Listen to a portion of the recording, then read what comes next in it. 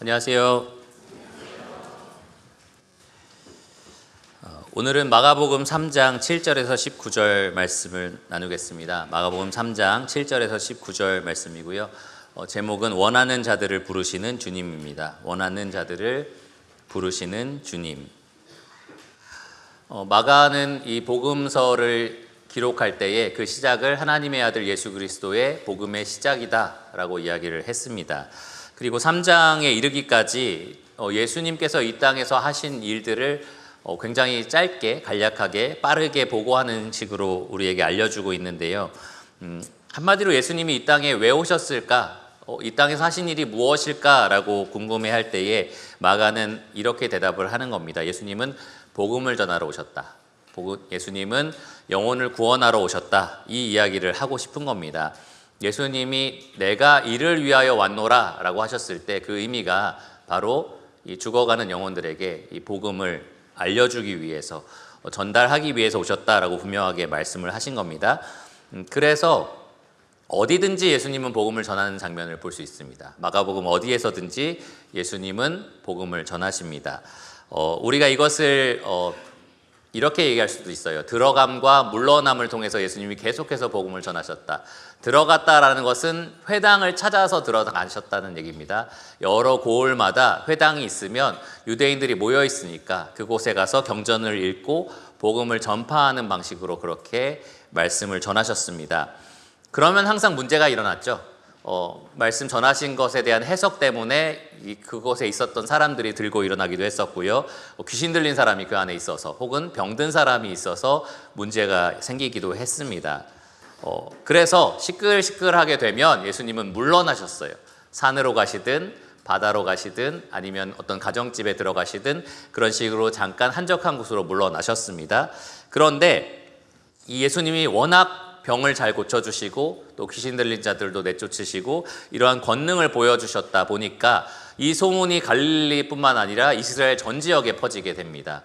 그래서 아무리 한적한 곳에 예수님이 물러나셔도 수많은 사람들이 그곳으로 모여들게 된 거예요. 그래서 예수님은 회당에서도 복음을 전하셨을 뿐만 아니라 자기에게 몰려든 수많은 사람들을 고치시고 또 귀신을 내쫓으시고 또 복음을 전하는 일을 계속해서 하셨습니다. 회당이든 가정집이든 산이든 바다든 장소를 가리지 않고 주님은 계속해서 이 복음 전하는 일을 하셨다는 거예요.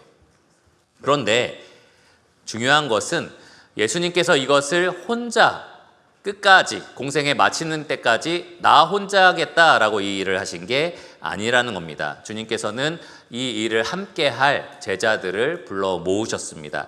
그래서 마가복음은 처음부터 나오죠. 1장에서부터 이 바다에서 고기를 잡고 있던 어부들을 찾아가시고 그들에게 나를 따르라 라고 부르셨습니다. 세관에서 이 세금을 걷고 있던 레위에게 마태에게 나를 따르라 라고 말씀을 하셨습니다. 그러면서 뭐라고 하셨어요? 내가 너희를 사람 낚는 어부로 만들게 하겠다라고 말씀을 하셨습니다. 그렇게 되게 하겠다라고 약속을 하신 겁니다. 그래서 한마디로 예수님이 이 땅에서 무엇을 하셨는가를 요약하자면 첫 번째로 그분은 복음을 전하는 일을 하셨고요. 직접 복음을 전하는 일을 하셨고요. 두 번째로는 그 복음을 전하는 일꾼을 만드는 일을 하셨다라는 겁니다. 그래서 예수님이 모든 공생애를 마치셨어요. 십자가에 돌아가시고 부활하셨고 그리고 아버지의 품으로 다시 돌아간 때가 되셨습니다. 승천하시는 거죠. 그 승천하실 때가 이르렀을 때 그동안 훈련했던 제자들을 앞에 모아 놓으셨습니다.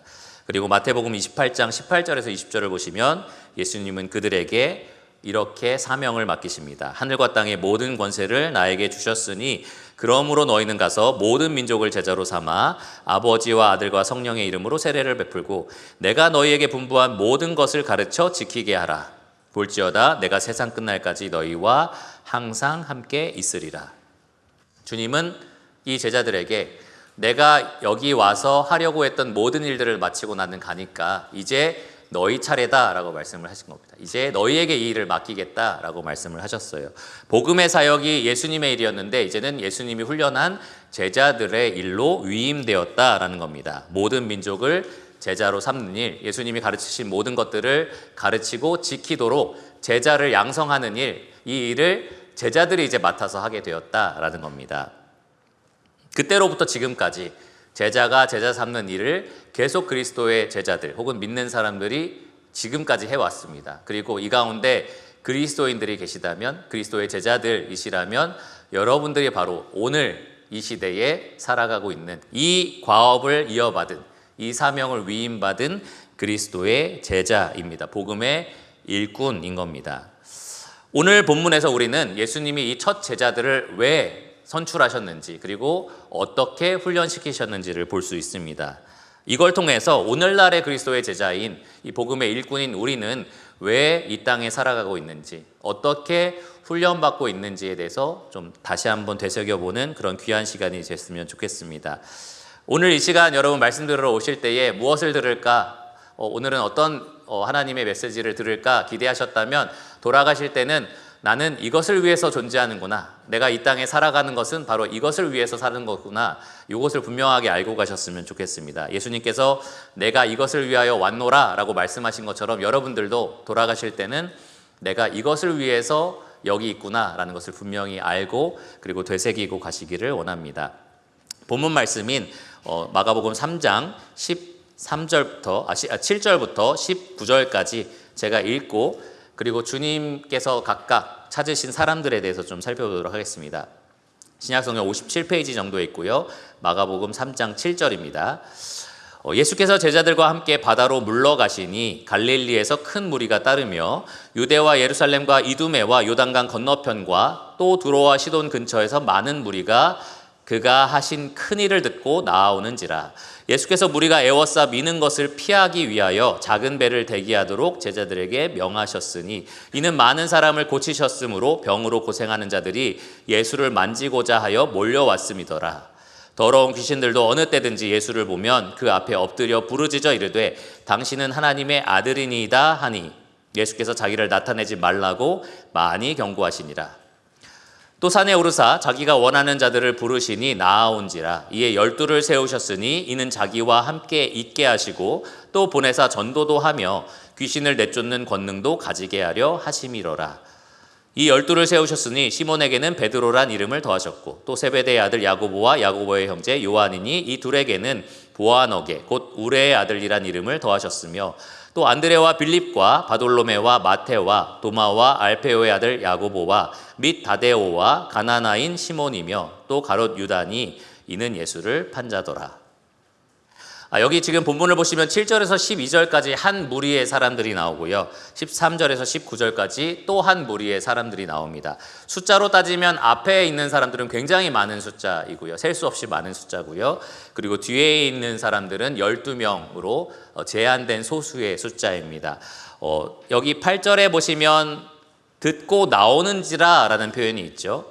그리고 13절에도 보시면 예수님께서 제자들을 부르셨을 때 나아온지라 라고 되어 있습니다. 그러니까 예수님께 나온 사람들이 이렇게 두 부류로 구분될 수 있는 겁니다. 이 두 부류의 사람들을 저는 이렇게 이름을 붙였습니다. 첫 번째로는 주님이 필요한 사람들입니다. 주님이 필요한 사람들. 주님이 너무 필요해서 주님을 찾아서 주님 앞으로 나온 사람들인 거고요. 두 번째로는 주님이 부르신 사람들입니다. 이 주님이 필요한 사람들을 섬기기 위해서, 그들을 되찾기 위해서 주님께서 특별히 부르신 제자들을 가리킵니다. 이렇게 두 부류로 주님께 나온 사람들을 하나하나 살펴보면서 이 주님의 부르심을 받은 우리가 과연 어떻게 이 주님이 필요한 사람들의 필요를 채울 것인지를 오늘 좀 살펴보려고 합니다. 먼저 이 주님이 필요한 사람들, 주님을 찾아서 나온 사람들을 말씀을 드리겠습니다.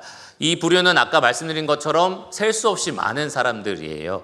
여기 7절에 큰 무리라고 되어 있고 이 큰 무리는 갈릴리로부터 왔습니다. 여러분 잘 아시다시피 예수님은 갈릴리의 여러 회당을 다니면서 복음을 전하셨고 그곳에서 많은 병자를 고치시면서 이 고친 병자들이 돌아다니면서 예수님에 대한 소문을 낸 거죠. 그러니까 갈릴리 전역에 이 전체 지역에 예수님에 대한 소문이 났습니다. 그러니까 정말로 많은 사람들이 갈릴리로부터 와서 예수님을 찾아왔던 거예요.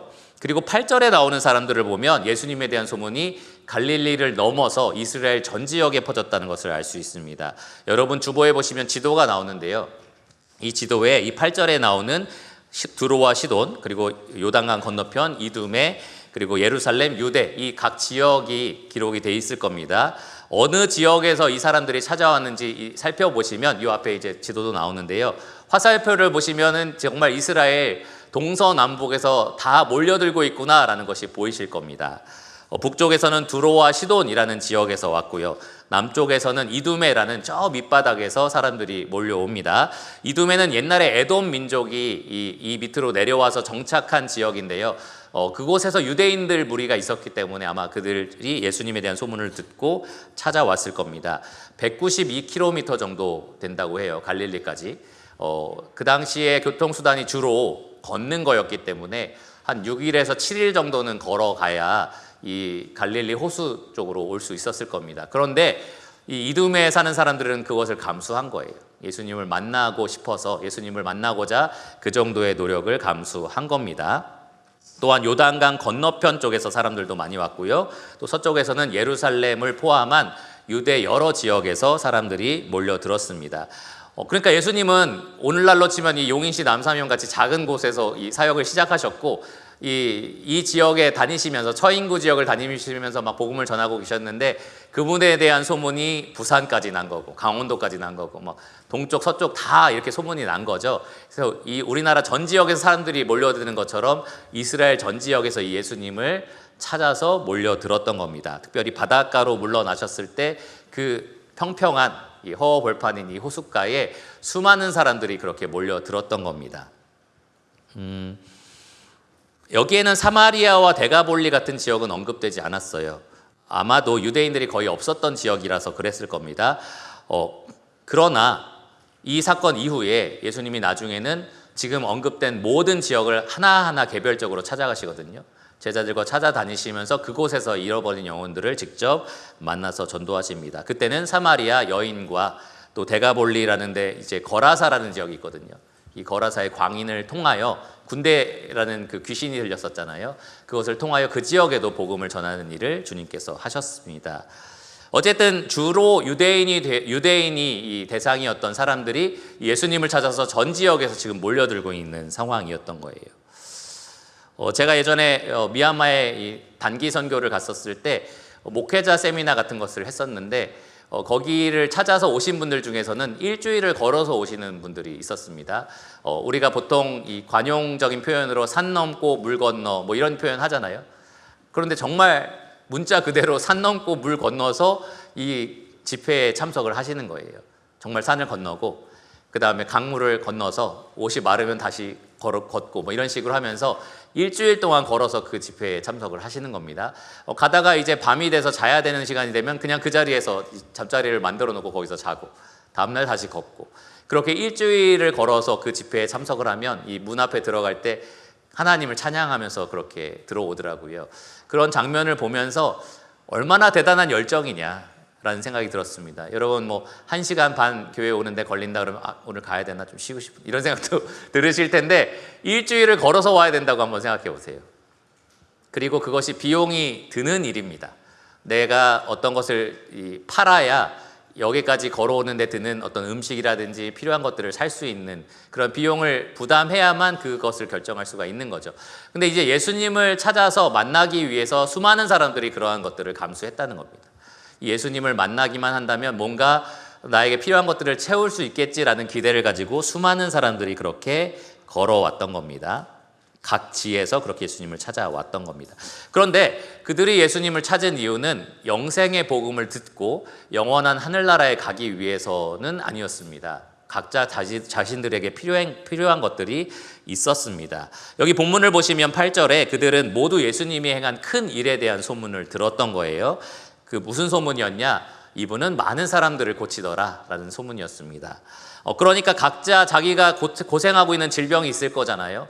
여러 의사들을 찾아가서 고치려고 노력을 해봤지만 절대로 고쳐지지 않고 더 악화되고 있고 뭐 이러한 질병들이 있었을 겁니다. 어떤 사람들은 귀신 들려서 멀쩡할 때는 다시 추스리는데, 그렇지 않고 귀신이 딱 또 씌이면 뭐 자기 몸을 상하게 하고 옷을 다 벗고 다니고 이러면서 엄청나게 그런 비참한 삶을 살았을 겁니다. 그래서 정신이 온전히 돌아왔을 때는 예수라는 사람이 귀신을 내쫓더라 라는 소문을 생각하면서 이 예수님을 찾으려고 노력을 했었을 겁니다. 수많은 사람이 이 예수님을 만나면 나의 이 어려운 고통과 슬픔이 사라질 것이다, 이 문제가 해결될 것이다라는 기대를 가지고 예수님께 나와왔습니다. 마가복음 5장에 나오는 혈루증을 앓는 여인의 이야기가 있어요. 이 여인은 오랫동안 고통을 받았었는데 내가 정말 그 예수라는 사람의 옷자락만 만진다면, 옷에 내가 손이 닿기만 한다면 내 병이 나을 거야 라는 믿음을 갖습니다. 수많은 사람들이 예수님을 둘러싸고 있었어요. 근데 이 여인은 그 군중을 뚫고 들어가서 이 예수님 옷자락에 손을 닿기 위해서 그렇게 애썼던 겁니다. 거기에 나의 마지막 소망이 있다, 유일한 소망이 있다라는 생각을 가지고 여인이 그렇게 했던 거예요. 지금 그 생각을 가진 수많은 사람들이 예수님께 몰려드는 겁니다. 내가 저분의 옷만 닿았으면 좋겠다, 저분의 몸에 손만 얹었으면 좋겠다라는 기대를 가지고 수많은 사람들이 예수님께 나왔습니다. 이 중에는 더러운 귀신 들린 자도 있었어요. 그 사람들은 예수님을 만나면 그 귀신이 예수님께 말을 하는 겁니다. 너는 하나님의 아들이지 않느냐, 이런 식으로 이제 이 예수님이 하시는 일들을 방해 놓으려고 했던 거예요. 그때 예수님은 그들을 잠잠케 경고하시면서 더 이상 활동하지 못하도록 하셨습니다. 아마 그런 사람들에게 귀신들아 나와라 라는 식으로 예수님께서 그들을 고쳐주셨을 거예요. 병든 자들은 예수님이 한 사람 한 사람 만져주시면서 병을 고쳐주셨을 겁니다. 여러분이 이 자리에 있었다면, 이 사람들이, 수많은 사람들이 몰려드는 그 자리에 제자들의 입장이 되어서 그것을 보고 있었다면 어떤 마음으로 그 장면을 보셨을 것 같아요? 온 사방 천지에서 병든 사람들이 다 나와가지고 이 천국 복음을 위한 뭔가 역사적인 일들을 이루려고 하는데, 제자로서 뭔가 해보고 싶은데 온갖 병든 사람들만 다 몰려들어 있는 상태고, 귀신 들린 사람들도 와서 막 방해하고, 막 그러한 장면들이 펼쳐지는 거죠. 그럴 때 여러분 마음에는 어떤 마음이 들겠냐라는 겁니다. 몇 년 전에 제가 네팔에 선교하러 간 적이 있었어요. 단기 선교에 따라갔었는데 그곳에 갔을 때에 이 한 사람 한 사람의 삶의 형편이 정말로 이 한국과 비교해서는 너무너무 못 산다라는 생각이 들었습니다. 입고 있는 것이며 먹는 것이며 살아가는 것이며 살고 있는 곳이며 이렇게 하나하나 들여다볼 때마다 나는 여기서 못 살겠다, 뭐 이런 생각이 들었어요. 그러면서 제가 밤에 몰래 이렇게 시를 쓴 것도 있었는데 주님에 대한 묵상하는 시였어요. 주님, 저는 여기에 살려고 하면 못 살겠어요, 이런 게 시작이 됩니다. 지금 별로 좋은 내용은 아닌 것 같죠? 그런데 진짜 그런 마음이었어요. 한 2주나 3주 정도 여기에 머물면서 그리스도인의 사랑을 보여줘라, 복음을 전해라, 가지고 있는 물건들을 주고 음식을 제공하고 이런 거는 충분히 할 수 있다고 생각했거든요. 그들을 안아주고 사랑해주고 다 할 수 있는데 나보고 여기서 평생 살려고 하면 나는 못하겠다.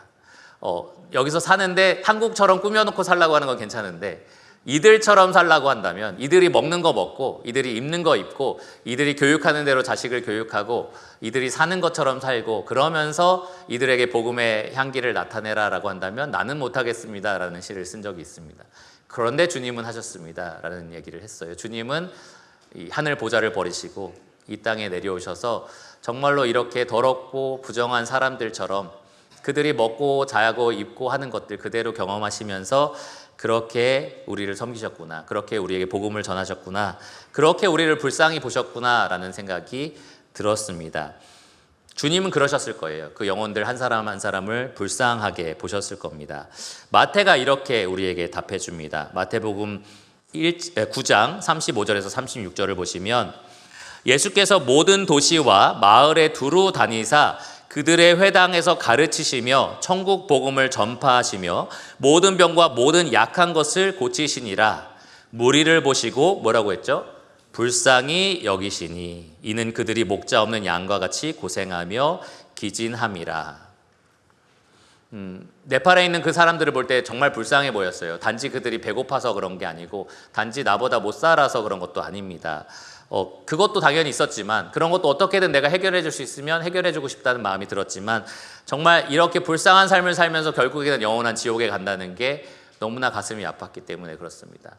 정말로 하나님 모르고 이 힌두교, 이슬람교 믿으면서 결국에는 영원한 지옥으로 가고 있다는 게 너무나 안타까워서 그랬습니다. 그들은 이 선교사들이 주는 사탕 먹으러 온 거고 그리고 우리가 만들어준 여러 가지 프로그램이 즐거워서 온 거지만 정말로 바라는 것은 그들이 그 영혼의 그 필요, 이 영혼의 주인을 만나고 영원한 생명을 얻기를 정말로 간절히 바라는 마음으로 불쌍히 바라봤었습니다. 주님이 그렇게 보셨을 거예요. 주님이 이 사람들을, 모여든 수많은 사람들을 그렇게 보셨을 겁니다. 이 병으로 고생하는 것만 불쌍히 보신 것이 아니라 영원히 이 목자를 잃은 양처럼 방황하고 있다는 것을 주님께서는 정말로 안타깝게 여기셨을 겁니다.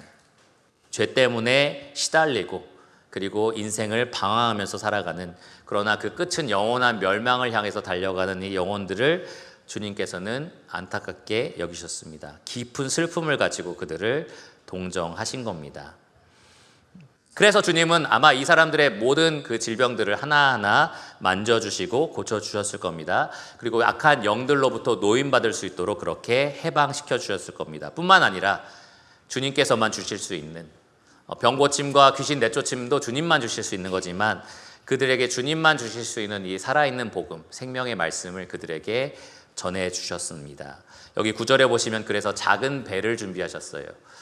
예수님이 바닷가에 서 있으면 수많은 사람들이 몰려든 거죠. 예수님을 어떻게든 만져보려고, 병을 고쳐보려고 그렇게 했던 겁니다. 서로 엉키고 그리고 밀고 당기고 그런 일들이 있었던 겁니다. 그래서 주님은 작은 노젓는 배를 바다에 띄우라고 하셨고, 제자들이 그렇게 했을 때 그 배에 앉아서, 사람들이 접근을 못 하잖아요.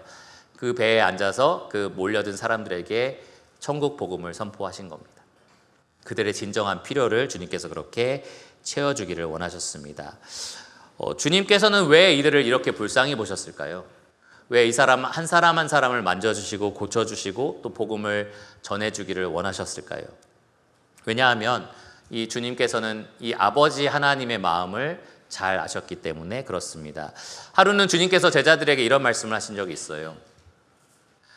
양 100마리를 가진 목자가 있다고 한번 생각해봐라. 그런데 한 마리를 잃어버렸다. 그러면 어떻게 하겠느냐라고 물어보신 거예요. 여러분 어떻게 하시겠습니까? 잃어버린 셈 치지 뭐. 이 99마리를 여기다 두고 가면 얘네들도 뿔뿔이 흩어질 건데 양이 가만히 있지 않거든요. 근데 이거 99마리를 다 묶어놓을 수도 없고, 그러니까 일단 한 마리는 어쩔 수 없다, 이렇게 생각할 수 있잖아요.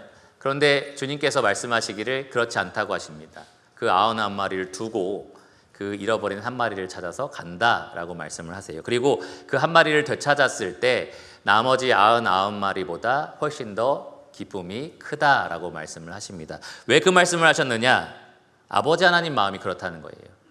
주님께서는 마태복음 18장 14절에 이렇게 말씀하셨어요. 하늘에 계신 너희 아버지 뜻이 이것인데 지극히 작은 영혼 하나라도 잃어버리는 것은 하늘에 계신 너희 아버지의 뜻이 아니다 라고 말씀을 하십니다. 한 영혼의 가치를 주님이 이렇게 귀하게 보신다는 거예요. 잃어버린 영혼을 되찾는 것을 주님께서 이렇게 원하신다는 겁니다. 하나님 아버지께서 정말 간절히 잃어버린 자를 찾기를 원하신다는 것을 주님은 너무나 잘 알고 계셨습니다. 아버지의 마음은 잃어버린 영혼에게 있다라는 것을 주님이 아셨고요. 그 아버지의 마음을 주님께서 품으신 겁니다. 그래서 불쌍히 보신 거고요. 그래서 그들에게 복음을 선포하신 겁니다. 여러분, 주님께서 제자를 부르신 이유가 바로 거기에 있습니다. 같은 마음을 품자는 거예요. 내 아버지가 품으신 그 잃어버린 영혼을 불쌍히 여기는 마음을 너희도 같이 품자라는 겁니다. 그리고 나처럼 이 잃어버린 자를 같이 찾자라고 제자들을 부르신 겁니다. 이 앞서 무리를 모시고 불쌍히 여기셨던 주님께서 이 무리를 불쌍히 여기신 후에 제자들을 향해서 돌이키십니다. 그리고 제자들에게 이렇게 말씀을 하셨어요. 마태복음 9장 37절과 38절입니다. 이에 제자들에게 이르시되 추수할 것은 많되 일꾼이 적으니 그러므로 추수하는 주인에게 청하여 추수할 일꾼들을 보내주소서 하라. 무슨 말씀이십니까? 이 잃어버린 영혼들이 이렇게 많은데 일꾼이 더 필요하지 않겠냐라고 말씀을 하시는 거예요. 너희 아버지, 이 추수하시는 이 아버지께 구하여 일꾼들을 달라고 하라라고 말씀을 하시는 겁니다. 누구에게 이 말씀을 하신 겁니까? 주님께서 직접 일꾼으로 선출하신 자들, 추수할 일꾼으로 뽑으신 그 제자들에게 말씀을 하신 겁니다. 그리스도인은 그리스도의 제자고요. 그리스도의 제자는 그리스도께서 선출하신 추수할 일꾼입니다. 사람을 낚는 어부입니다. 저와 여러분들이 바로 그 목적을 위해서 주님께서 부르신 자들인 겁니다. 종종 성도님들 중에서 이렇게 묻는 사람들이 있어요. 왜 구원받은 즉시 우리를 하늘나라로 데려가지 않으시나요? 왜 이렇게 고통스러운 성화의 과정을 겪게 하시나요? 그냥 구원받으면 바로바로 하늘나라 데려가시면 얼마나 편합니까? 라는 얘기를 하는 거예요. 왜 이 땅에서 수고와 슬픔을 우리가 다 맛봐야 되냐요. 구원받으면 바로 천국 가면 얼마나 좋아요, 그렇죠? 천국 가면서 바로 영원한 안식이 있으면 얼마나 좋겠습니까? 그러니까 이 땅에서 겪는 수고가 힘드니까, 그리고 성화의 과정이 너무 고통스러우니까 그런 질문들이 이제 나오는 겁니다. 그런데 답은 굉장히 쉽습니다.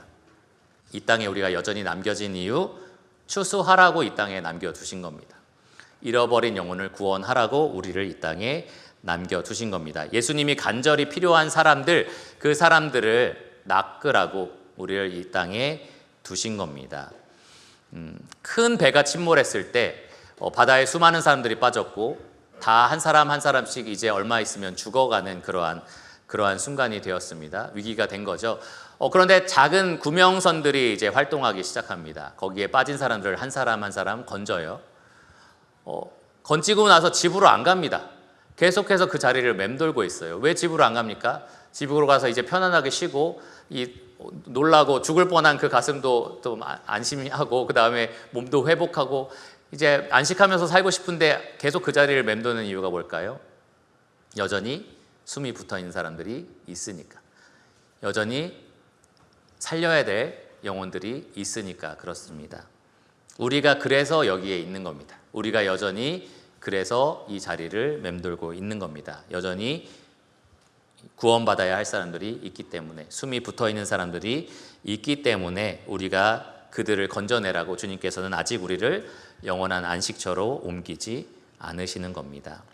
왜 성경에 보면 이렇게 많은 거룩함에 대한 명령들이 있을까요? 구원받은 우리에게 한번 받은 구원으로 영원히 우리는 천국에 가게 됐고 영원히 안전하다라고 확신을 주면서도 동시에 구원받았으면 거룩함에 이르는 이런 삶을 살아라, 이렇게 살아야 된다, 이런 말들이 왜 이렇게 많을까요? 그냥 일반적으로 거룩하게 살아라 라고 돼 있는 것도 아니고, 가정에서는 남편이 이렇게 해야 되고, 아내는 이렇게 해야 되고, 직장에서는 이렇게 살아야 되고, 부부로서 혹은 부모로서 자녀는 이렇게 가르쳐야 되고, 자녀는 부모에게 이렇게 해야 되고, 모든 영역에 있어서 그리스도인들이 어떻게 말하고 어떻게 행동해야 되는지 왜 이렇게 자세한 내용들이 많이 있느냐라는 거예요. 답은 간단합니다. 우리의 그 거룩한 삶을 통해서 잃어버린 영혼들에게, 그 어둠 가운데 있는 영혼들에게 빛을 비추라는 겁니다. 그렇게 빛을 비추라는 겁니다. 그리스도의 향기를 우리가 내서 어떻게든 그 생명에 이르는 냄새를 한 사람이라도 맡게 하라는 겁니다. 그래서 우리가 거룩한 삶을 추구하는 겁니다. 예수 그리스도의 형상을 우리가 담도록 애쓰는 겁니다. 우리를 통해서 잃어버린 영혼을 하나님께서 건지시기를 간절히 원하시기 때문에 그렇습니다. 그런데 너무 안타깝게도 많은 그리스도인들이 이 삶의 목적을 잃어버리고 살아갑니다. 왜 여기에 존재하는지를 잊어버리는 거죠. 작은 배에 타서 나는 이제 막 건져졌고, 그리고 구원받아서 감사하고, 이제 잃어버린 자들을, 저 바다에서 여전히 죽어가고 있는 사람들을 건져내라 라는 사명이 맡겨졌는데, 그 작은 배에 앉아서 왜 이렇게 배가 불편해? 라고 생각을 하는 겁니다. 왜 여긴 음식도 안 주는 거지? 왜 여기 입을 만한 옷도, 좀 좋은 옷들도 좀 주면 안 되는 거야? 라는 생각이 드는 거예요. 어떻게든 이 땅에서 더 형통하게 살고 싶은 거고요. 어떻게든 이 땅에서 더 많이 누리고 싶은 겁니다. 영혼 구원에는 이제는 신경을 쓰지 않는 거예요. 내 삶의 목적이 무엇인지를 완전히 잃어버리는 겁니다. 많은 그리스도인들이 이처럼 하나님께 받은 이 명령을 잃어버리고 잠자고 있습니다. 잃어버린 영혼을 향한 이 아버지의 사랑, 그 애타는 마음들에 대해서 우리는 조금도 공감하지 못하고 있는 겁니다. 빛도 잃어버렸고요. 냄새도 사라졌습니다. 이 땅에서는 그냥 단지 형통한 삶을 요구해요. 다른 사람들이 볼 때 그냥 조금 착하게 말하고 착하게 행동하고 주일에는 교회 가는 수준으로 살고, 사실은 세상 사람과 똑같은 목적을 가지고 똑같은 가치관을 가지고 그렇게 살아갑니다. 영혼을 얻는 일에는 아무런 관심도 없는 거예요. 내가 열심히 벌은 것으로 어떻게 가족들 더 행복하게 잘 살 수 있을까? 휴가 때는 여행도 가고, 그리고 노년도 계획하고, 이러한 생각들을 하는 거죠. 온통 하나님의 마음은 이 잃어버린 영혼을 어떻게든 건져내고 싶은 것뿐인데, 우리의 마음은 그런 것에 있지 않은 겁니다. 내가 투자하는 돈과 시간과 노력과 열정이 영혼을 구원하는 것과는 아무런 관련이 없는 상황이에요. 그렇게 살아가는 그리스도인들이 너무나 많습니다. 찰스 루터가 1877년에 찬송가 가사를 썼는데요. 이 가사가 우리에게 이렇게 도전을 합니다. 이거는 좀 같이 읽었으면 좋겠어요. 여기 화면에 나올 건데요. 1절과 후렴과 4절을 좀 읽어보려고 합니다. 같이 한번 읽어볼까요? 시작. 내가 빈손으로 가야 합니까? 이렇게 사랑하는 구주를 만나야 합니까? 그분께 드릴 섬김의 날도 없이 그 발 앞에 놓을 열매도 없이 말입니까? 내가 빈손으로 가야 합니까? 이렇게 주님을 만나야 합니까? 주님께 드릴 한 영혼도 없이 내가 빈손으로 가야 합니까? 오 주님, 저를 깨워주소서. 잃어버린 영혼을 향한 사랑으로 제가 부지런히 일하게 하시고 주님께 드릴 영혼을 얻게 하소서. 이 가사가 우리 삶을 도전하기를 원합니다. 우리의 삶이 지금 굉장히 잘못된 목적을 지향하고 있다는 것을 우리가 알게 하기를 원합니다. 구원받은 게 초등학교 5학년 때쯤이었는데요. 중학교, 고등학교 되면서 제가 보는 모든 사람들이 그냥 잃어버린 영혼처럼 보이고 불쌍하게 느껴졌습니다. 그래서 휴게소 이런 데 명절 때 사람들이 많이 몰려 있으면 이들이 다 지옥으로 가고 있는 건가? 라는 생각이 들기도 하고요. 때로는 이제 버스를 타고 가는데 기사님과 저만 딱 둘이 있는 거죠, 버스에. 그러면 여기서 그냥 내리면 큰 죄를 짓는 것 같은 마음이었어요. 내가 이분을 다시는 못 볼 것 같은데 이렇게 먼 거리를 가는 동안, 그때 대전에서 여기를 왔다 갔다 했기 때문에 한 1시간 반에서 2시간 정도를 운전을 했던 것 같은데, 이 긴 시간 동안 이분을 딱 한 번 볼 수 있는 기회라면 복음을 전해야 되는 게 아닌가? 나를 통해서 이 이야기를 들어야 되는 것이 아닌가라는 그런 다급한 마음들이 막 있었거든요.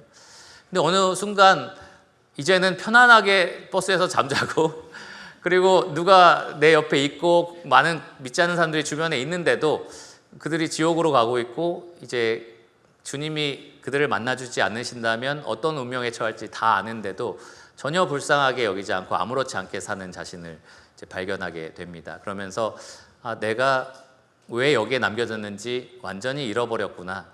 그 목적을 완전히 상실한 상태로 살아가는구나라는 생각이 들었어요.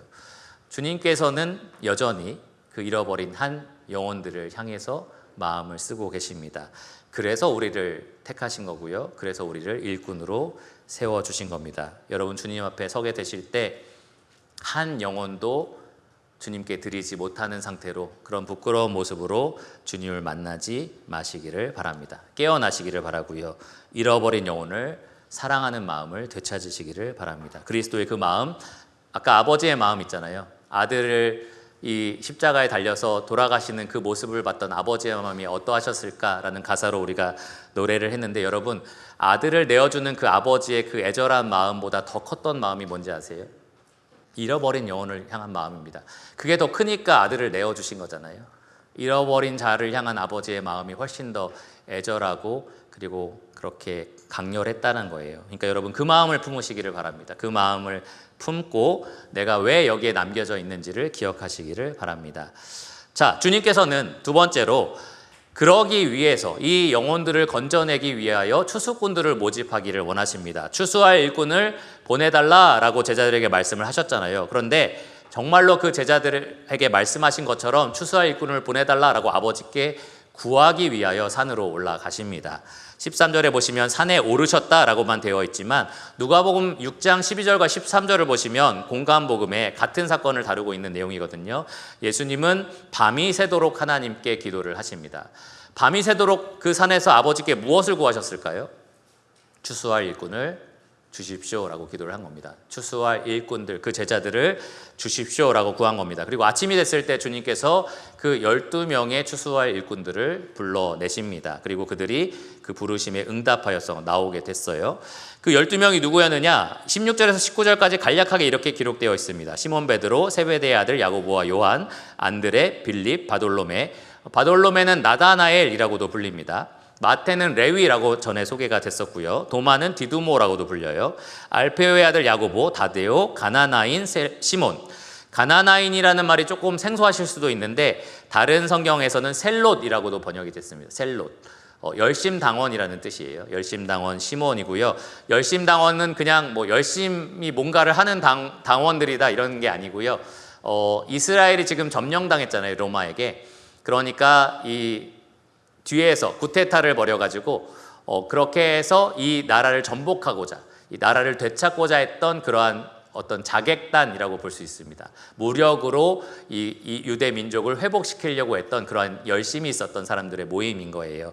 그래서 암살하고 뭐 이런 일들을 했던 겁니다. 과거에 이런 위험한 배경을 가진 사람이었던 시몬도 예수님이 제자로 삼으셨습니다. 흥미롭죠? 한 사람은 이런 제자인데 한 사람은 나라를 판 매국노인 레위였던 거죠. 그 둘이 어떻게 같이 제자일 수 있을까라는 생각도 듭니다. 그리고 마지막 가룟 유다, 배신자, 예수님을 팔자라고 알려진 이 가룟 유다도 예수님이 제자로 삼으셨습니다.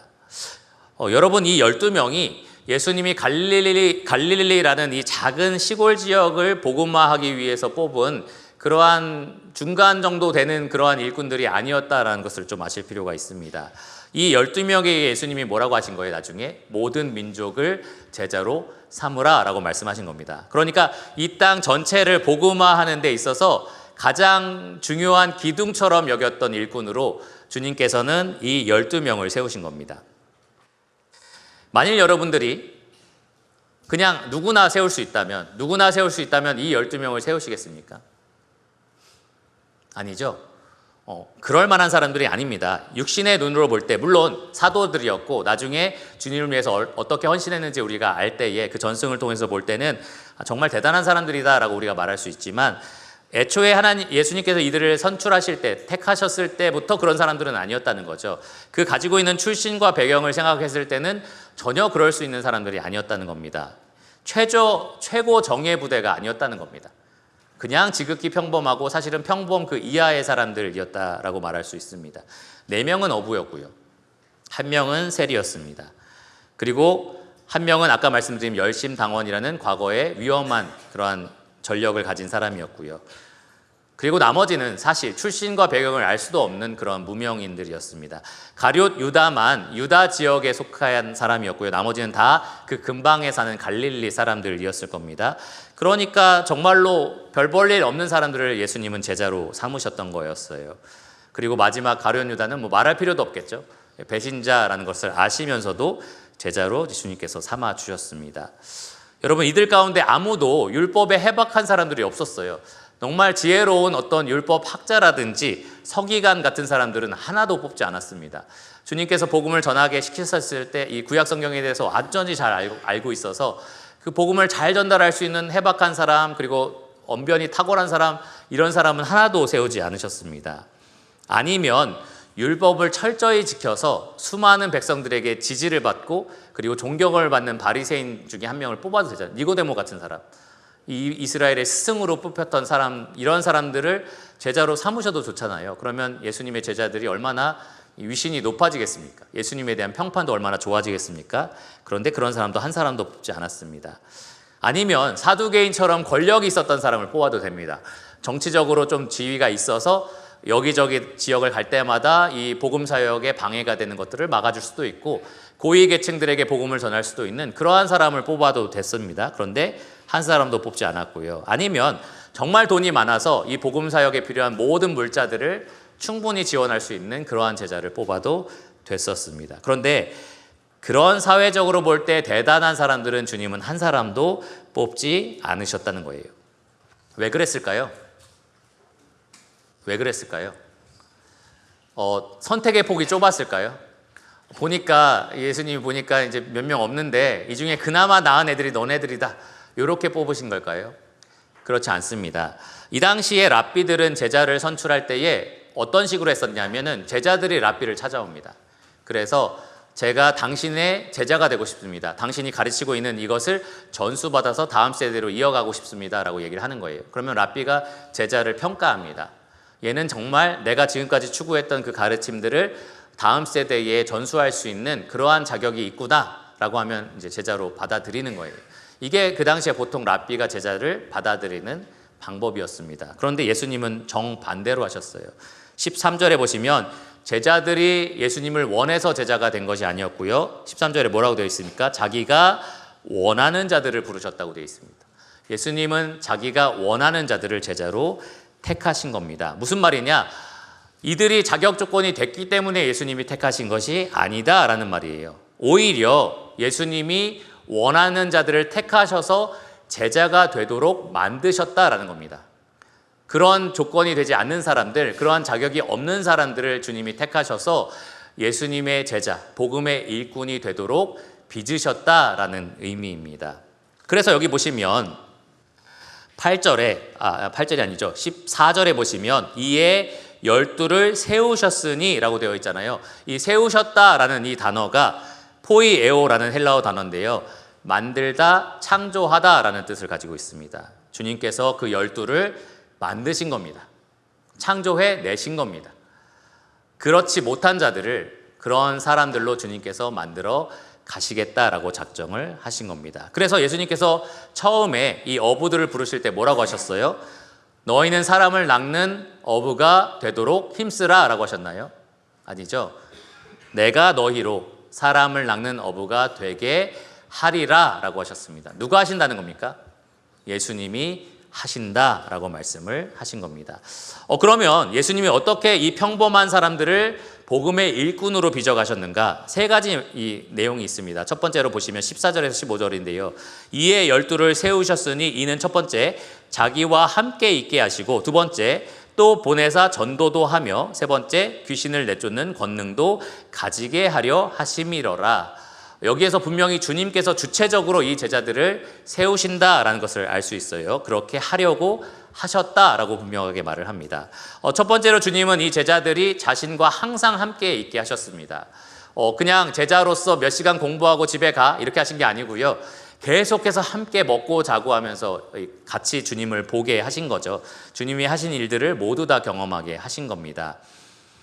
그랬을 때 이 제자들이 나중에 어떤 고백을 해요? 우리가 보니까 아버지의 독생자의 영광이요 은혜와 진리가 충만한 정말 하나님의 아들이더라 라고 고백을 하게 됩니다. 어떻게 알게 된 거예요? 단지 예수님의 입에서 나온 복음의 지식을 전달받아서 그런 게 아닌 겁니다. 육신을 입으신 복음이신 그 예수님을 그들이 눈으로 보고 들었고 만져보았고 목격했기 때문에 그들이 예수님을 증거할 수 있는 증인이 된 겁니다. 나중에 이 가룟 유다가 이 제자에서 탈락이 되죠. 그랬을 때 어떤 사람을 다시 제자로 뽑습니까? 이 예수님의 공생의 시작부터 끝까지 모든 것을 목격한 사람, 우리와 함께 있었던 사람, 다시 말하면 예수님과 함께 있었던 사람을 제자로 다시 세운 겁니다. 이렇게 예수님은 제자들에게 그들이 증언해야 될 예수님이 누구신지를 실제적으로 보여주시고요, 알게 하신 겁니다. 그것이 첫 번째로 예수님이 그들을 제자로 빚으신 방법이었어요. 두 번째로는 예수님은 그들을 파송하셨습니다. 실제로 복음을 전하도록 각 고을마다 파송을 하십니다. 나중에 마가복음 6장 7절에서 13절까지 기록된 내용인데요. 이 제자들을 각 지역마다 둘씩 짝지어서 이 복음을 전하는 훈련을 시키신 거예요. 요즘에 학교 그리고 어린이집 이런 데서 옛날에도 마찬가지였는데 교생 실습 같이 하는 경우가 있을 겁니다. 저도 교사 자격증이 있기 때문에 원래는 교사가 되고 싶었어요. 그래서 상업고등학교에 여자 상업고등학교였는데 교생 실습으로 혼자 남자 선생님으로 가게 됐습니다. 그래서 엄청난 기대를 했는데 전혀 기대에 부응하지 않더라고요. 이미 다 남자친구가 있는 아이들이기 때문에 관심조차 없더라고요.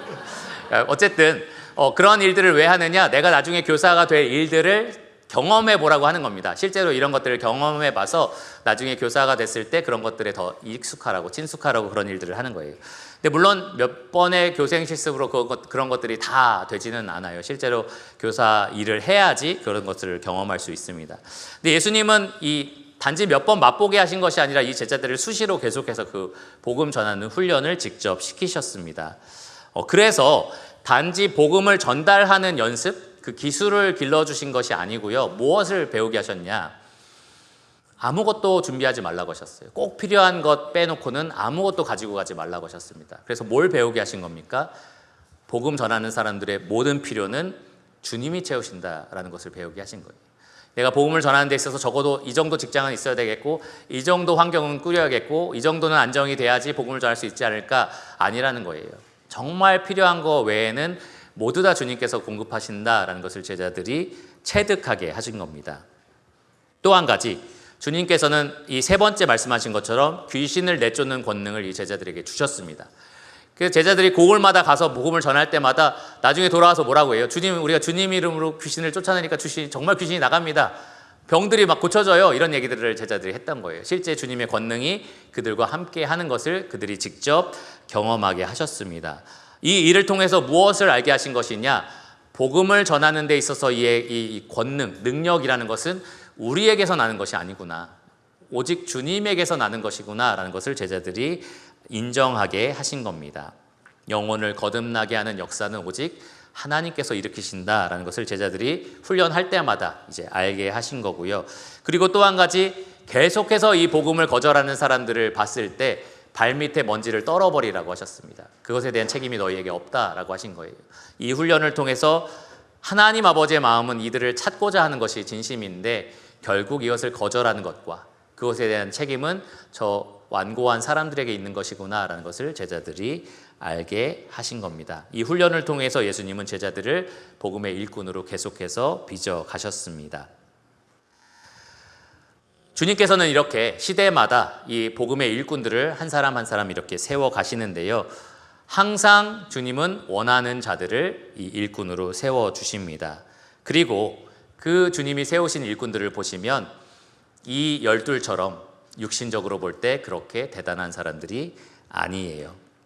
사도 바울은 고린도전서 1장 26절에서 이 고린도 교회 성도들에 대해서 이렇게 말을 합니다. 형제들아, 너희를 부르심을 보라. 육체를 따라 지혜로운 자가 많지 아니하며 능한 자가 많지 아니하며 문벌 좋은 자가 많지 아니하도다. 그러나 하나님께서 세상에 미련한 것들을 택하사 지혜 있는 자들을 부끄럽게 하려 하시고 세상에 약한 것들을 택하사 강한 것들을 부끄럽게 하려 하시며 하나님께서 세상에 천한 것들과 멸시받는 것들과 없는 것들을 택하사 있는 것들을 폐하려 하시나니 이는 아무 육체도 하나님 앞에서 자랑하지 못하게 하려 하심이라. 어느 시대를 막론하고 하나님께서는 이러한 사람들을 복음의 일꾼들로 세우십니다. 물론 세상적으로 볼 때 대단한 사람들은 세우지 않는다라는 건 아니에요. 절대 세우지 않는다라는 말은 아닙니다. 일반적으로, 대체적으로 하나님은 이런 사람들을 복음의 일꾼들로 세우신다라는 겁니다. 여러분 옆에 한번 지켜보세요. 옆에 있는 사람들 한번 보십시오. 문벌 좋은 사람 있나요? 뭐 하버드 나온 사람 있습니까 여기? 재산이 엄청난 사람 있습니까 여기에? 별로 없죠? 여기 별로 없습니다. 옆에 있는 분들에게 이렇게 인사해 볼까요? 당신은 멸시받는 사람입니다. 당신은 천한 사람들입니다. 당신은 없는 사람입니다. 이렇게 얘기해야 될 정도로 우리가 정말로 지극히 평범한 사람들입니다. 정말로 지극히 평범한 사람들이에요. 그런데 우리를 주님께서는 선택하신 겁니다. 우리를 제자, 복음의 일꾼으로 불러내신 겁니다. 왜요? 이러한 도구들을 통해서 보배로운 하나님의 복음이 선포됨으로써 이 복음의 능력이 오직 하나님께 있다는 것을 알게 하시려는 겁니다. 모든 영광을 하나님께서 취하려고 하시는 겁니다. 우리는 질그릇 같죠? 쉽게 넘어집니다. 쉽게 무너져 버립니다. 너무 연약해요. 쉽게 깨져요. 그런데 이 질그릇에 하나님 무엇을 두기를 원하신 겁니까? 보배로운 복음을 담아내기를 원하신 겁니다. 그래서 정말 별 볼 일 없네, 겉에서 보니까 아무것도 아니네 싶은데 그 안에 들어있는 게 너무 대단한 거죠. 이것이 사람의 생명을 구하는 거잖아요. 이것이 영혼을 사망에서 생명으로 옮기는 거잖아요. 그것이 우리 안에 담겨져 있는 거고요. 그것을 우리에게 하나님께서 맡겨주신 겁니다. 그렇게 해서 하나님만 영광 받으시기를, 하나님의 능력만 드러나시기를 하나님은 원하십니다. 그러나 여러분, 때로 여러분들이 너무 실망스러울 때가 있을 거예요. 내가 어떻게 복음을 전해? 내 친한 가족들도 나를 보면서 너는 아니다, 네가 예수님 믿어서 나는 안 믿는다, 이런 얘기도 하고, 그런데 어떻게 내가 복음을 전할 수 있어? 나는 너무나 연약한 존재야. 나는 너무나 부족한 존재야. 나는 정말 복음에 합당한 그릇이 아니야 라는 생각을 여러분 스스로 하실 수도 있습니다. 그런데 여기 후반부에서 정말 중요한 부분이 있어요. 주님께서 우리를 택하셨다는 것은 곧 주님이 우리를 그런 도구로 만드시겠다라는 의미라는 겁니다. 주님께서 우리를 그런 도구로 만드시겠다라는 의미예요. 우리를 그렇게 빚으시겠다라는 의미입니다. 그냥 이 빠지고 그리고 부족하고 연약한 대로 그냥 내버려두면서 쓰시겠다는 게 아니라요, 우리를 그런 사람으로 만들어가면서 쓰시겠다라고 주님께서 약속을 하시는 겁니다. 시몬을 베드로로 만드신 하나님께서는 우리를 그렇게 복음에 합당한 일꾼으로 빚어 가실 겁니다. 그래서 여러분 한번 시몬을 한번 생각해 보세요. 시몬에 대해서 좀 생각해 보겠습니다. 시몬 정말로 제일 빨리 답변하는 사람입니다. 이 수업 시간에 누가 질문하면 저요 하면서 제일 먼저 답하는 사람, 나서기 좋아하는 사람이 시몬이었어요. 그래서 이 복음서 기록을 보면 항상 시몬이 먼저 대답합니다. 그렇죠? 다른 제자들 대답할 틈을 안 주는 것 같아요. 아마 손 들고 있으면 너 손 내려 막 이렇게 하는 것처럼 막 그렇게 나서는 것처럼 보입니다. 그리고 항상 정답을 말해요. 주는 그리스도시요 살아계신 하나님의 아들. 정답이네. 정말 대단한 답을 얘기합니다. 그리고 조금만 있으면 연약함을 바로 보여줘요. 그래서 사단아 물러가라 막 이런 얘기를 듣고 그래서 정말 연약하다라는 생각이 드는 사람이 시몬이에요. 주님께서 시몬을 어떻게 처음에 제자로 부르셨는지 여러분 다 아실 겁니다. 계속해서 밤새도록 낚시를 했는데 이 그물을 내렸는데 하나도 잡히지 않은 거죠. 그러니까 주님이 저 깊은 데에 던져봐라 라고 하셨을 때 진짜로 던졌는데 엄청나게 많은 물고기가 나온 겁니다. 그때 이 시몬이 그 전에 여러 번 부르심을 받았었거든요. 근데 이 마지막으로 부르셨을 때 그것을 깨닫고 주님 전 죄인입니다. 저를 떠나주세요 라는 이야기를 해요. 진심으로 주님께 그렇게 자기를 고백한 겁니다. 그때 주님께서는 네가 다시는 이 물고기가 아니라 앞으로는 사람을 취하는 사람이 될 거다라고 말씀을 하셨습니다. 그리고 그에게 견고한 반석이라는 베드로라는 이름을 붙여주신 거예요. 여러분 잘 아시다시피 그런 견고한 사람이 아니었습니다. 너무나 연약한 사람이었고 너무나 부족한 사람이었습니다. 이 시몬의 이 연약함이 언제 절정에 이릅니까? 우리 성경의 기록에 보면 이 시몬의 연약함이 절정에 이른 순간이 있습니다. 차라리 이 말을 안 했으면 좋았을 뻔했는데 주님께서 너희들 다 나를 떠날 거야, 다 버릴 거야 라고 했을 때 시몬이 또 제일 먼저 답을 합니다. 다 버려도, 여기 있는 사람 다 버려도 저는 안 버립니다 라는 얘기를 했어요. 그런데 결과적으로 어떻게 됐죠? 모든 사람은 그냥 도망간 것 뿐이에요. 예수님을 피해서 버리고 그냥 다 도망갈 뿐인데 시몬은 예수님이 있는 앞에서, 예수님이 보는 곳에서 예수님을 모른다라고 3번이나 부인을 합니다. 그리고 마지막은 맹세를 하면서까지 나는 저 사람을 도무지 알지 못한다라고 이야기를 했어요. 그래서 마지막에는 예수님이 이 시몬을 바라봤죠. 마지막에 이 시몬과 눈을 마주치셨습니다. 그 눈빛에서 무엇을 말씀하셨던 걸까요, 예수님이? 내가 아까 말했지? 너 버린다고 말했지? 그런 눈빛이었을까요? 아닙니다. 예수님께서 시몬이 나는 당신을 버리지 않습니다 라고 말했을 때 이 말씀을 하셨었거든요. 누가복음 22장 31절과 32절을 보시면 시몬아 시몬아 보라 사탄이 너희를 밀 까부르듯 하려고 요구하였으나 너희를 이라고 돼 있죠. 그러니까 시몬뿐만 아니라 이 모든 12제자들이 이 사탄에 의해서 믿음이 떨어지고 흔들릴 만한 그러한 공격을 받을 거다라고 얘기를 하는 겁니다. 그러나 내가 너를 위하여, 시몬 너를 위하여 너의 믿음이 떨어지지 않기를 기도하였노니 너는 돌이킨 후에 너의 형제를 굳게 하라. 그러니까 예수님이 시몬을 바라보시고 눈이 마주쳤을 때 눈빛으로 무엇을 말씀하신 거냐 하면 내가 아까 말한 것처럼 난 이미 다 알고 있었고 네가 여기에서 믿음이 떨어지지 않기를 원한다. 회복해서 나머지 이 형제들도 네가 그 믿음을 굳게 해다오 라는 그러한 말씀을 하신 겁니다. 그런데 시몬은 바로 회복되진 못했어요. 그렇죠. 내가 이 사랑한다라고 말했던 주님을 3번이나 부인했는데 어떻게 그 눈빛 한 번으로 회복이 되겠습니까? 그렇죠? 그래서 결국에는 주님이 부활하셨는데도 불구하고 그것을 다 목격했는데도 불구하고 그 전에 주님을 따르기 위해서 버렸던 배와 그물로 다시 돌아갑니다. 나는 그냥 그 일이나 하다가 죽어야겠다 이런 생각을 가지고 아마 원래 했던 그 일로 되찾아 갔던 거예요. 그런데 그를 누가 다시 되찾아 오십니까? 예수님이 다시 찾아오세요. 그리고 저는 성경에서 가장 로맨틱한 부분이라고 생각하는 장면입니다. 예수님이 이 시몬 베드로를 처음 불렀던 그 장면을 다시 연출을 하세요. 베드로가 배와 그물로 돌아가서 밤새도록 그물을 내렸는데 고기가 하나도 안 잡힌 겁니다. 그래서 예수님이 서서 저 깊은 데로 그물을 던져봐라 라고 하니까 엄청나게 많은 물고기가 또 잡혔어요. 마치 부부가 처음 프로포즈했던 장면을 다시 재연출하는 것처럼 예수님께서는 이 시몬에게 베드로라고 이름을 붙여주시고 사람을 낚는 어부, 나의 일꾼이 되라라고 부르신 그 장면을 다시 연출을 하십니다. 그리고 베드로를 불러다가 3번 그를 부인했기 때문에 3번 다시 사랑한다라고 고백할 수 있게 하세요. 네가 나를 사랑하느냐? 네가 이 다른 사람들보다를 사랑하느냐라고 직접적으로 물어보시고 사랑한다라고 했을 때 뭐라고 하시죠? 내 양을 먹이라, 내 양을 치라. 다시 이 일을 맡기시는 겁니다. 너에게 이 일을 다시 맡긴다, 이 일을 해라 라고 하시는 겁니다. 주님께서는 시몬을 이런 식으로 베드로로 견고하게 만들어 가신 겁니다. 그래서 결국에는 이 예수님과 똑같은 모습으로 나는 목숨을 잃을 수 없다라고 하면서 십자가에 거꾸로 달려서 순교할 때까지 시몬은 끝까지 이 복음 전하는 사역에 충성을 다했습니다. 그때까지는 시몬에게 온전히 맡겨졌다라는 의미가 아니에요. 사도행전을 보시면 옥에 가뒀을 때 이 베드로를 풀어준 사람이 예수님이었고요. 그리고 복음을 전할 때마다 성령으로 능력을 더하시고 지혜를 더하신 것도 예수님이었습니다. 예수님 말씀하셨잖아요.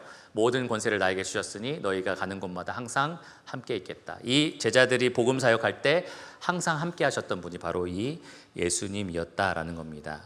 시몬만 그랬던 게 아닙니다. 급하고 충동적이었던 야고보와 요한도 마찬가지였어요. 우레의 아들이라는 이 별명을 주님께서 붙여주셨습니다. 그런데 그들은 원래 이 좋은 의미에서 우레의 아들이 아니었고요. 그냥 급하고 충동적인 성격이었어요. 그래서 복음을 실컷 전한 마을이 별로 열매가 없으니까 주님, 불을 하늘에서 내려서 이 사람들을 다 심판합시다. 뭐 이런 말들을 했던 사람들입니다. 그만큼 자비가 없었던 거죠. 그러나 주님께서는 그들을 빚으셔서 정말로 충성되고 그리고 우직하고 사랑이 많은 사도들로 만들어 주셨습니다. 내가 그 옆구리에 손을 넣어봐야지 주님 부활하신 걸 믿을 거야 라는 도마에게 믿음을 주신 분도 주님이었어요. 자기 유익을 위해서 나라를 배반한 마태에게 하나님 나라를 위해서 자기를 부인하게 만드신 분도 주님이었습니다. 나라의 독립을 위해서 반역을 시도했던 열심당원 시몬을 하나님 나라를 위해서 자기 목숨을 바치는 열심을 내는 사도로 만드신 분도 바로 이 주님이었어요. 주님께서 이 평범하고 별 볼 일 없는 일꾼들을 하나하나 그렇게 참되고 충성되고 신실한 복음의 일꾼들로 만들어 가셨습니다. 우리도 그렇게 하실 겁니다. 여러분 그리스도의 제자이십니까? 몇 분 안 계신 것 같아요. 그리스도의 제자이십니까? 예. 그렇다면 무엇을 의미하느냐? 여러분들이 응답했지만 그 전에 먼저 주님께서 여러분을 택하셨다는 겁니다. 주님께서 여러분을 복음에 합당한 일꾼으로 택하셨다는 것을 의미합니다. 그리고 주님이 여러분을 택하셨다면 주님은 여러분들을 내버려 두지 않으십니다. 여러분들을 이 복음을 담아내는 질그릇에 합당한 일꾼으로 그렇게 날마다 빚어 가실 겁니다. 여러분 삶에 지금 어렵고 힘든 일들이 있을 때에 그냥 왜 이런 일들이 있어? 라고 생각하지 마세요. 여러분들을 복음의 일꾼에 합당하도록 주님께서 빚어 가시는 겁니다. 보통 그리스도인들이 그러한 삶에 여러 가지 어려움들이 있을 때 그냥 이걸 통해서 내가 예수님 더 닮으라고 하는구나, 예수님 더 의지하라고 하는구나, 예수님을 더 사랑하라고 하는구나, 여기까지는 가거든요.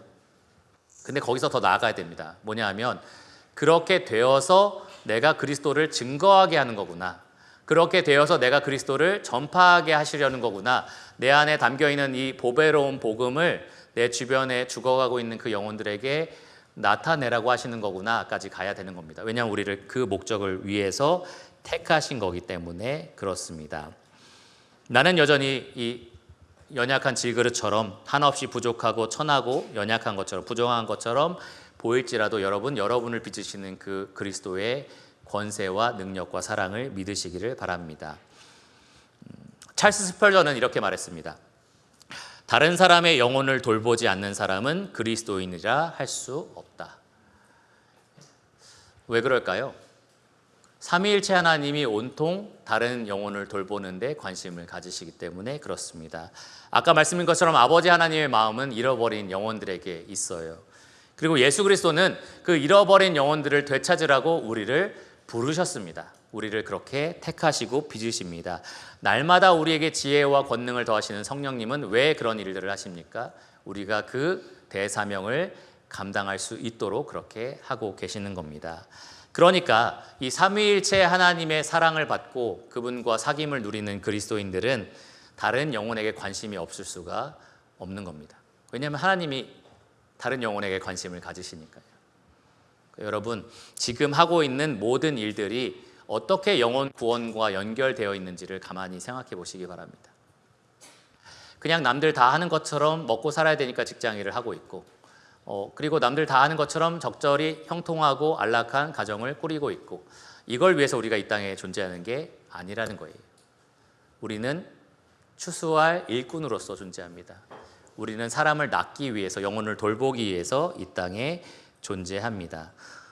후에 여러분이 주님 앞에 섰을 때 달란트도 있고요, 열매에 대한 비유도 있는데, 무엇을 들고 주님을 만나는 겁니까? 결국에는 내가 주님께 위임받은 그 사명에 따라서 얼마나 많은 영혼들을 주님께 돌려드렸는지를 주님께 보고하는 겁니다. 물론 구원은 주님께 달려 있어요. 그래서 숫자적으로 많고 적고 가지고 주님께서 평가하진 않으실 겁니다. 그러나 나에게 맡겨주신 만큼 찾으실 겁니다. 나에게 요구하신 만큼 얻기를 원하실 겁니다. 그러니까 여러분 주변에 있는 믿지 않는 가족들, 그리고 친척들, 직장에 있는 영혼들을 불쌍히 보셔야 돼요. 그들을 내일 또 만나서 저 짜증나는 상사 이렇게 생각하지 마시고, 불쌍한 저 영혼, 주님께서 저 영혼을 얼마나 불쌍히 여기실까. 불쌍한 내 남편, 불쌍한 내 아내, 불쌍한 내 자녀, 부모님, 주님께서 얼마나 저 영혼을 애타게 찾기를 원하실까. 나는 그러면 어떻게 그 주님의 마음을 담아서 그들에게 생명에 이르는 냄새를 낼까, 생명에 이르는 빛을 비출까. 그것을 날마다 여러분 아침에 깰 때마다 생각하시고요, 또 잘 때마다 돌아보시기를 바랍니다. 그게 우리가 이 땅에 존재하는 목적이기 때문에 그렇습니다. 기도하고 말씀을 마치겠습니다. 하나님 감사합니다. 주님께서 이 땅에 오신 목적은 바로 그 잃어버린 영혼들을 되찾기 위해서입니다. 주님께서는 복음을 선포하는 일에 모든 삶을 투자하셨습니다. 주님, 그 일을 하게 하기 위해서 제자들을 세우셨습니다. 주님, 그리고 그 제자들에 의해서 오늘날 우리가 복음의 일꾼으로 세워졌습니다. 주님, 우리가 살아가는 삶의 목적을 잃어버리지 않게 하여 주시기를 원합니다. 잠자는 것처럼 살지 않게 하여 주시기를 원합니다. 세상 사람들이 살듯이 똑같이 살아가지 않도록 하여 주시기를 원합니다. 주님은 우리에게 찾으실 겁니다. 주님은 우리에게 그 열매를 요구하실 겁니다. 주님, 우리가 불렀던 그 찬송가 가사처럼 정말 빈손으로 주님께 돌아가지 않게 하여 주시기를 원합니다. 한 영혼도 주님께 드리지 못하고 부끄러운 그 손을 내밀지 않도록 주님께서 우리의 삶 가운데 역사하여 주시고 우리를 복음의 일꾼으로 빚어주시기를 원합니다. 주님, 우리에게 베푸신 그 은혜와 사랑을 깨닫게 하여 주시고, 그리고 그 잃어버린 영혼에 대한 애타는 아버지의 마음을 우리가 품게 하여 주시기를 원합니다. 주님의 그 복음의 사역자로서 우리 이 질그릇 같은 삶 가운데 보배로운 복음을 담아내도록 주님 우리를 빚어가시고 우리에게 힘주시기를 간절히 구합니다. 모든 것을 예수님 이름으로 감사하며 기도드렸습니다. 아멘.